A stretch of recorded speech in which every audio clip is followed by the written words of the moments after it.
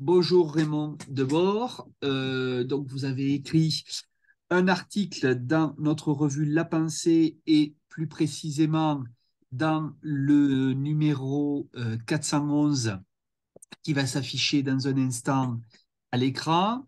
Donc l'article porte sur l'UNAF. Peut-être que la première des choses serait de nous rappeler, pour ceux qui ne sauraient pas, ce qu'est l'Union nationale des associations familiales.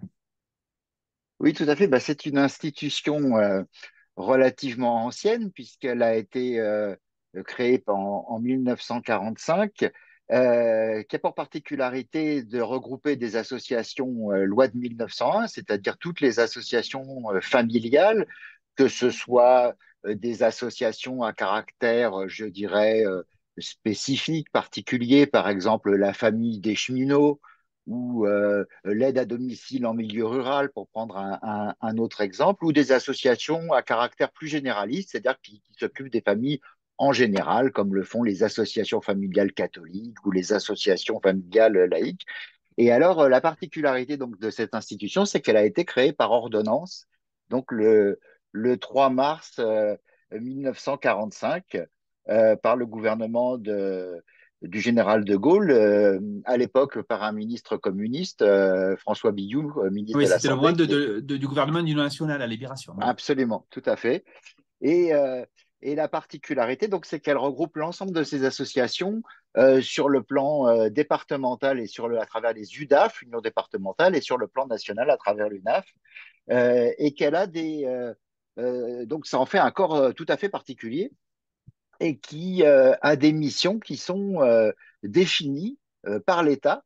Et donc, on retrouve donc il y a un monopole de représentation des familles. Alors, pour aller à l'essentiel, donc il y a un monopole de représentation des familles de France à travers cette institution UNAF, des missions qui sont définies par le Code de l'action sociale et des familles. Donc, la première étant de donner avis au pouvoir public, ce qui fait que cette institution est consultée avant toute loi qui a à voir de manière directe ou indirecte avec la famille ou l'enfance, de faire des propositions au pouvoir public, etc. La deuxième mission, c'est une mission donc de représentation officielle des familles, ce qui fait que l'UNAF va siéger dans plus de 200 organismes divers, dont le plus connu est la Caisse nationale d'allocation familiale, où elle a des sièges qui lui sont attribués.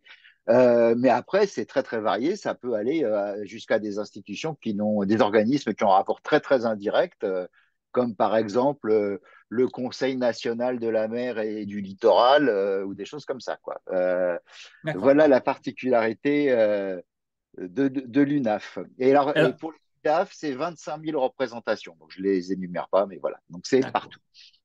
Et est-ce qu'il y a d'autres aspects pour lesquels l'UNAF, si je reprends le titre de votre article, constitue une exception française? Oui, c'est une exception. Alors, d'abord, parce que ce type d'organisme, donc, qui représente une structure, la famille en tant que telle, ça n'existe nulle part ailleurs. En tout cas, sous cette forme-là, ça n'existe nulle part ailleurs. Euh, et puis parce que la France est un des rares pays d'Europe si ce n'est le seul, à avoir considéré la famille comme une catégorie d'action politique. C'est-à-dire qu'il y a en France, il y a une politique familiale, donc il y a un objet famille qui est identifié en tant que tel, et donc des politiques sociales qui s'appliquent à lui. Alors que dans d'autres pays, bien sûr, le fait familial peut être reconnu, y compris sur le plan constitutionnel. Par exemple, en Irlande, vous avez une reconnaissance de la famille en tant que telle, y compris avec une définition qui est très proche de celle de l'Église catholique dans la Constitution, mais pour autant des politiques qui s'adressent à des individus, alors qu'en France, ça s'adresse aux familles. Alors, deux exemples très faciles, hein, le quotient familial, par exemple, qui s'applique partout, y compris sur le plan de politique municipale, ou alors l'imposition des couples communes, des couples en prenant en compte des parts pour les enfants, qui est la politique fiscale française. Alors, justement, la famille a connu des évolutions et des permanences. Et alors, du coup, en quoi l'UNAF est-elle obligée d'en tenir compte ou en quoi elle en tient compte de façon volontariste?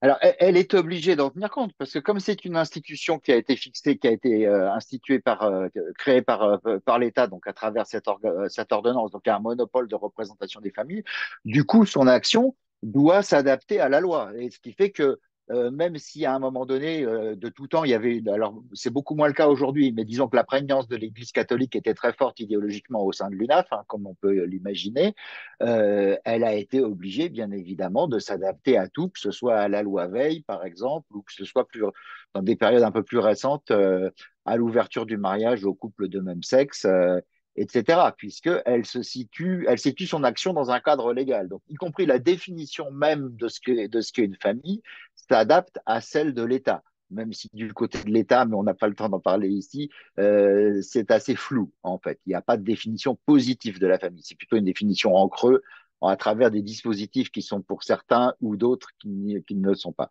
Euh, donc, elle s'y adapte toujours, je dirais, bon an, mal an, avec comme bénéfice, évidemment, une relégitimation à chaque fois. Ce qui fait que je dirais qu'à chaque fois que cette institution doit avaler quelques couleuvres, elle est aussi légitimée en retour par l'État à travers le fait d'être consultée, etc. Et puis à travers des dotations financières qui sont pas négligeables, voire même assez considérables, puisque c'est dans l'ordre de 28 ou près de 29 millions d'euros par an qui sont dévolus à cette institution et à travers elle aux associations qui en sont membres.